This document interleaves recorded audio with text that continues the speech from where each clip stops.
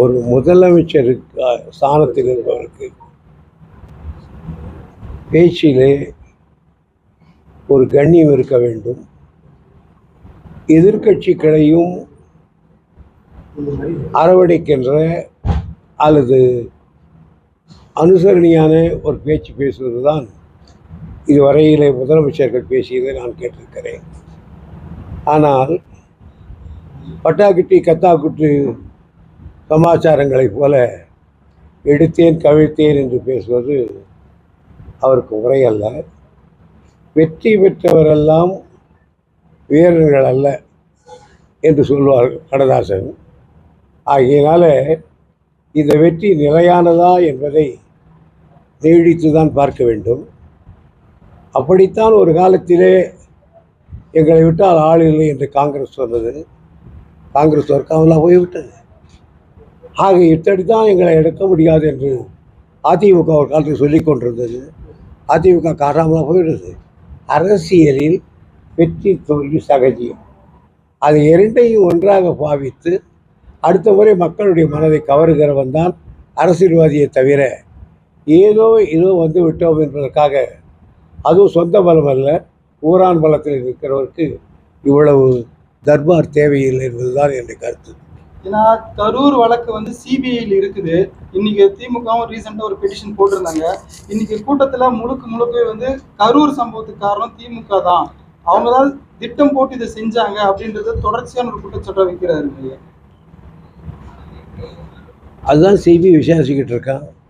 திமுகவா அல்லது அந்த கட்சி பேர் காவேகாவா என்பதை நிறைய செய்யும்.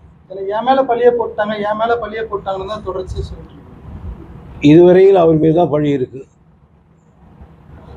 அதே போல சட்டசபையில் இருக்கிற எல்லா டோரையுமே க்ளோஸ் பண்ணுங்க, இதுக்கப்புறம் யாருமே உள்ள வர முடியாத அளவுக்கு சபாநாயகர் எல்லா இதுவுமே க்ளோஸ் பண்ணுங்க. நாங்க பேச ஆரம்பிச்ச உடனே எழுந்து வெளியே போறாங்க, அந்த கருத்துக்களை அவங்களுக்கு கேட்கிற மனப்பான்மை கூட இல்லை அப்படின்னு தொடர்ந்து இன்னைக்கு ஸ்பீச் ஃபுல்லாவே திமுகவை தாக்கி தான் பேசியிருக்காரு. அதே போல என்னுடைய விஸ்வரூபம் இதுக்கப்புறம் வேற மாதிரி இருக்குன்றாரு.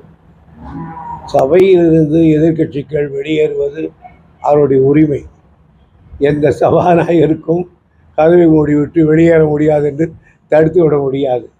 ஆக இவருக்கு முதலமைச்சருடைய அதிகாரம் தெரியவில்லை, சபாநாயகருடைய அதிகாரமும் தெரியவில்லை. அடுத்து என்ன சொல்றாரு, விஸ்வரூபம் வேற மாதிரி பார்ப்பீங்க, இந்த கவர்மெண்டோட விஸ்வரூபம் இதுக்கப்புறம் தான் பார்ப்பீங்க. ஓ, நாங்களும்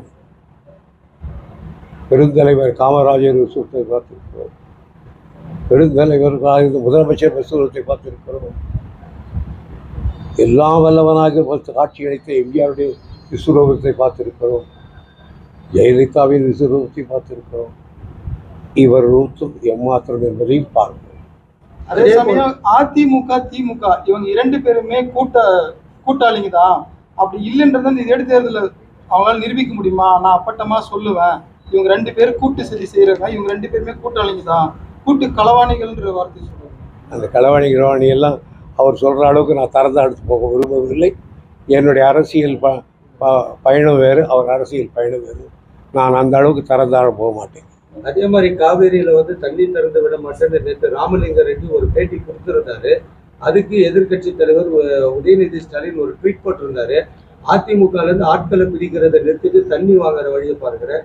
அதே ராமலிங்க ரெட்டி நான் அந்த மாதிரி சொல்லல, அது உதயநிதி வந்து தப்பா புரிஞ்சிருக்கிறாரு அப்படின்னாங்க. இதனுடைய போராட்டத்துக்கு மத்தியில பாதிக்கப்படுறது என்னவோ விவசாயிகள் தான். அந்த விவசாயிகளுக்கு இப்ப தண்ணி திறந்து விட முடியும், எங்களுக்கே தண்ணி இல்லை, நாங்க எப்படி திறந்து விடணும்னு சொல்றாரு. அதுக்கு அரசு என்ன மாற்று வழியை யோசிக்கலாம்? இவர்கள் இன்னும் காவேரி பிரச்சனை பற்றி முதலமைச்சரோ அதற்குரிய அமைச்சரோ இது தெளிவாக புரிந்து கொள்ளவில்லை.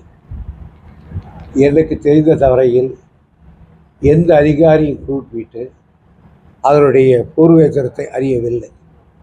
ஆகையினால இவர்களுக்கு ஏதோ மனதில் தோன்றியதை பேசுகிறார்கள். 79 அடி 90 அடி இருந்தால் காவேரியை திறக்கலாம். 79 80 அடி வந்துருக்கு, 10 அடி தான் இருக்கிறது. காவேரி திறந்திருந்தால் குறுவைக்கு வந்திருக்கும். 56 அடி இருக்கிற பொழுது ஒருவரை காவேரியை திறந்தார். ஆனால் அதற்கு பிறகு மழை வந்து காட்டாட்டது. அந்த தைரியம் இருக்க வேண்டும். அது அவர்களுக்கு முதலில் அவர்கள் முதல்ல சப்ஜெக்டை புரிஞ்சுக்கணும். எங்களை திட்டுறதை விட அதான் முக்கியம். அதை பார்க்கணும். இந்த உங்க ஆட்சியில தான் வந்து மேகதாது பெட்டிஷன்ல முறையா வாதாடாம டிஸ்மிஸ் ஆயிடுச்சு. இப்ப அது யார் ஆட்சியில் வாதாடலைன்றத நான் எடுத்து சொன்னால் விட்டுருக்க வேலை போயிடும். சட்டமன்றத்தில் எங்கள் தோழர்கள் எடுத்து சொல்வார்கள். இந்த கரூர் வழக்கை பொறுத்த வரைக்கும் இதுக்கு முன்னாடி அவர் ஒரு கட்சி தலைவர், அவரை பார்க்க வந்துதான் அத்தனை பேர் உயிர் போச்சு. அந்த நிகழ்வுக்கு அரசு பணி வழங்குறதுன்றது எதிர்கட்சிகள் உட்பட எல்லாருமே எதிர்ப்பு தெரிவிக்கிறாங்க. இது சரியான போக்குங்களா? அந்த நிகழ்வுக்கு அரசு பணி வழங்குறதுன்றது அது 2 விதமான கருத்துக்கள் நிலவுகிறது. நான் அதை பதில் சொல்ல விரும்பவில்லை. 5 நிமிடம் கொளத்தூர்ல பேசுறதுக்கே கொத்து பரோட்டா போட்டோம், இதுக்கப்புறம் பேசினா என்ன ஆகும்னு அந்த வார்த்தை. இந்த சாக்கடா கடை விமர்சனங்களுக்கெல்லாம் நான் பதில் சொல்ல விரும்புகிறேன். இன்னொன்று சொன்னாருப்பா, அதான் அதாவது அதாவது ஏற்கனவே வந்து இந்த